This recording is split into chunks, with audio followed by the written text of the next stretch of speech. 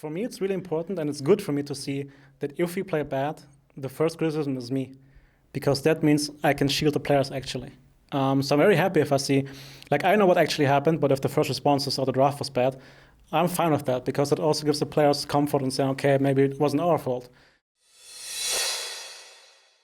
Hello everyone, this is Darius from the Shotcaller, joined here by G2 coach GrabbZ, probably the only person at G2 that I currently feel sorry for, because as you've told me before, there are a lot of puns being thrown around in the gaming house, and you seem to slowly but steadily lose your mind. Not slowly, I am definitely losing my mind. And the worst part is the players enjoy seeing me losing my mind. And my coaching staff is joining in as well. That means it just accelerates the issue, so possibly at some weeks when I snap, but then you guys will see it on Twitter, I guess. Probably not just Twitter, but in the news in general. Yeah. How hard is it to keep your 5 players kind of on the leash and make them play what they're supposed to play, rather than just going, oh yeah, no, I really want to play carry, I want to play carry, I want to play carry, and then you have 5 carries on the map all of a sudden? For now, it's relatively easy. I mean, given the context, right? Of course, it's harder than other teams, I believe. But the good thing is in this team, they all trust each other to carry. Mm-hmm. That means they'll accept if I can say, okay, you're going to play a Kama top right now, you only have to shield Aurelia. And he's like, sure, but he knows Caps and carry, so he's fine. That just goes for the whole team, and so therefore it's very easy to draft, because we can, as a team, decide not which role we want to get ahead. I mean, of course, now it looks like Caps because of Akali Rayla, right? But we agree more to what champions we want to play. And then we see after where they go. So like Caps knows, if the matchup is bad, Wanda can play Champs top lane, it doesn't matter. So it just makes us very flexible and very open. Is that also a bit difficult to draft then? Like, I mean, you mentioned when you drafted Sejuani, all of a sudden all of your players were like, oh, by the way, I can play this champion. And then you need to like pick which one goes where? I mean, yeah, not necessarily Sejuani, but there are certain champions that could be played, all 5 players suddenly, and then I'm left there standing like, okay, guys, what do you actually think is good though? Additionally as well, every player is so mechanically good that he will tell me I can play any matchup, it's fine. And I hate that answer. Like, do you want to play? It's fine. Like, is it good or bad? It's fine. I'm like, come on, dude. Like, for me, it's fine. Yeah, exactly. Like, they have this mentality, right? Like, give me whatever, I can play it. I could play them Team 1 or earlier. They would say, I can make it work. So yeah, it's just more important to give a framework beforehand and then fill it in afterwards. But again, with those players, it's a blessing, and in the end, it's a fun. Do you guys sometimes have like 1v1 tournaments to decide like who's the best Akali player, who's the best Aurelia players, to decide like when we do pick Akali or Aurelia, that's the person that gets to play it? Not really in terms of one-on-one, but comments fly during reviews. Like if one player is impressed with his own play, like, oh, I was so good. The others are like, I would have flashed differently, I would have done this differently, you're not that good. So yeah, there's a little bit of fun interaction in there, but no, not really one-on-ones. From the outside perspective, it looks like a very cheerful, happy team that sometimes is lacking almost a bit of seriousness, but inside the gaming house, is that completely different? It's the same. Okay. It's a pure jungle, and I mean, of course, it looks like I'm complaining, but it's nice to see, because they legit enjoy playing the game, which is super important, because we're going to have a long season. If I know they actually have fun, it will help them in the long run, right? And sure, sometimes I would wish a bit more discipline, and they know it themselves. But at the same time, it's just so organic that they have fun. It's just so natural, so there's no reason for me to actually step in and break it apart. Instead, we just try to work with what we have, and we work with that crazy mentality we have. Sure, it will backfire sometimes, like yesterday against XL. But I think overall, it will be a big strength for us going into the future. It was a very interesting game for sure to watch, the one against XL. Some interesting shots of you as well, of course. Now, when you, and back then, Shotcaller did join G2, a lot of people were like, I'm not sure about this. Like, G2 fans were like, I'm not sure. Like, losing Joey, and then GrabbZ comes from like, Rocket, what? A lot of doubts thrown your way and Shotcaller its way. Of course, last year was a phenomenal year for G2 overall. The roster has changed, but you have stayed.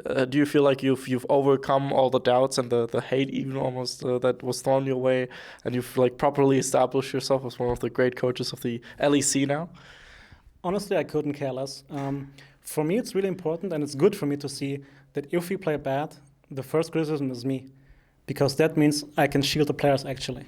So I'm very happy if I see, like, I know what actually happened, but if the first responses or the draft was bad, I'm fine with that because it also gives the players comfort and saying, okay, maybe it wasn't our fault. Of course, in the end, it makes me look bad. But as long as I don't get criticism internally, which hasn't happened so far, I'm happy, then I don't care about the outside world.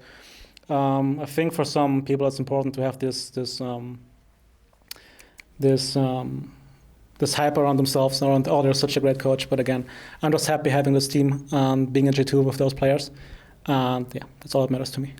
Looking back at Worlds now, was it a one-of-a-kind special journey? Or do you have like some regrets at one point? Looking at the IG series and stuff, the team looked very KO, honestly. So was that just like the natural ending? Or do you still think, hey, if we only would have pushed, the 120% instead of just going 115%, that kind of stuff?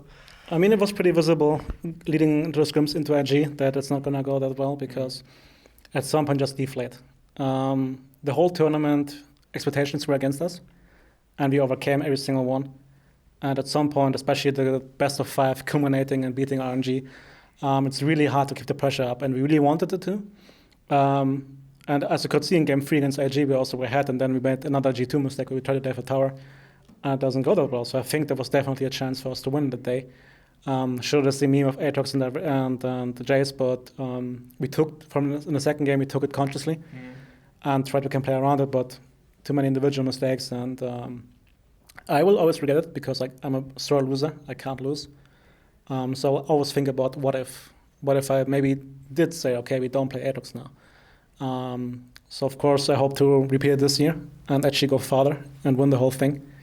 I think that's everybody in this team wants that and is driven to that. So we have the same mindset.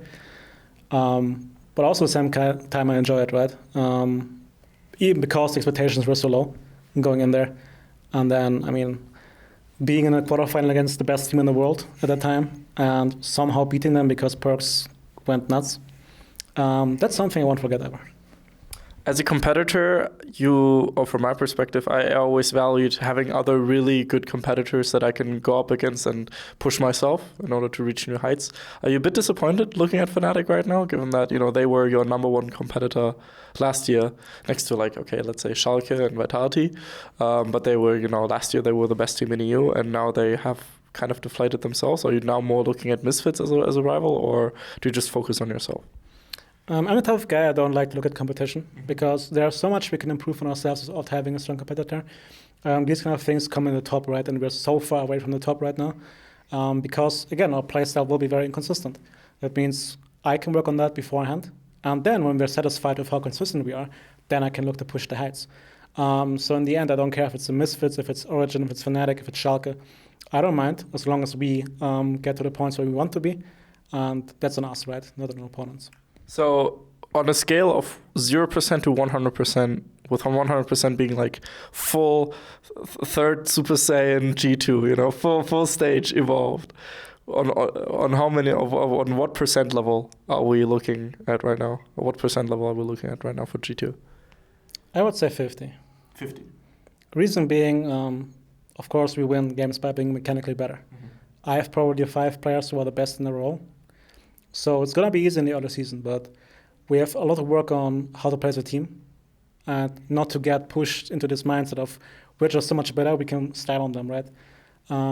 So the discipline to work on, there's still macro to work on, which we don't get too often. Like yesterday was one of the few days where we actually get to play past 20 minutes, basically, on an even game, as cocky as it sounds, but that's the truth, right? So there's just so much to work on, especially, again, we don't want to beat the lower LEC teams. We don't want to just win LEC. We want to win against the Griffins, the IGs, those teams in the world, right? And that's the end goal. And therefore, we still have to work on a lot. What team is in your personal opinion, what team is the best one in the world right now? I don't want to say that, but the team I want to play against is IG, just because I want revenge. It's hard to judge Griffin. Mm-hmm. The only thing we know is that we got shit-stomped by Damwon when we were in Korea. And they got stomped by Griffin. So I assume Griffin is pretty strong. And it would be fun to match up because I think both teams have the same identity. Mm-hmm. Very strong mechanically, very creative drafts as well. For nobody knows where everything is going. So that will be really fun, I think.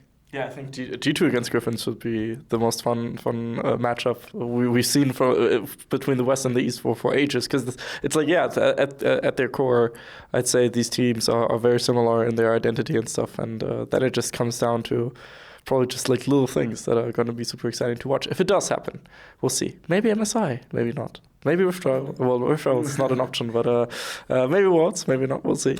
But of course, the goal is MSI and already, I would assume, right? Like a lot of teams go, we want to go to Worlds, but only a few teams go, we want to go to MSI. For us, I mean, again, we're all born competitors. Of course, we want to know everything, but we were very clear to say that first of all, we want to grow as a team, because last year again, towards the end, it just deflates, and you're kind of forced to be in the same room with each other for the entirety of a Worlds run, right? That means we need to actually grow on liking each other more and understanding each other more and giving each other room. So the atmosphere can carry us through the issues that we will have, because that's just going to happen. There's no way around that. And but of course, I mean, right now we're 4-0. We're not intending on losing anytime soon. So by that logic, we should go to MSI, and I wouldn't mind. Would be very exciting. Anything you want to say to the G2 fans? I mean, thanks to the G2 Army for the continuous support. Those small messages who send us, they actually reach us, and of course they lift up the players before a game or after a tough game, and you say, okay guys, it's fine. Or like when I read, okay, GrabbZ into the draft, but it's fine. I'm like, sure buddy, you're right. So thanks for all the support, thanks for the messages, and I hope we can make you happy in the future as well. And a hashtag, of course, for all the people that watch until the end. Your personal hashtag. Oh boy. Let me think. Actually, I'm really enjoying putting Wonder on non-carries because of the whole crabs and GrabbZ thing that's going on. So yeah, Shields for Wonder. Hashtag Shields for Wonder. Like the karma. Hashtag Shields for Wonder. Like the karma, for example. Yeah, hashtag Shields for Wonder. If you watch until the end, and of course this was GrabbZ, make sure to follow him on Twitter. And there is on the Shotcaller. I hope you had a good day. See you guys then. Bye-bye. We'd especially like to thank Krzysztof Buchnevich, Etienne, Thomas Göttel, Dominik Bolze, Lazy Raven, Erich Althaus, and Macic for your support, and of course all the other people whose names you see scrolling past you on the screen right now. Without you, our work wouldn't be possible. Thank you.